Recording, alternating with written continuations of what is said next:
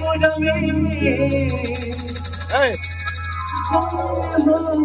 खेती जियो राजा आज हो पहिला मिलनवा मिलन सजनी के साथवा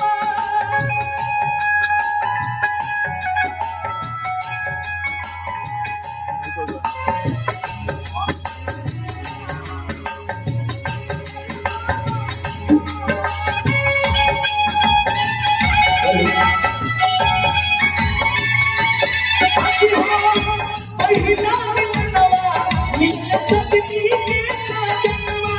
हमारे आँखियों की गुलाब ये खिलल बाबा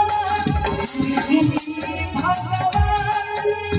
सुनी भगवान जन की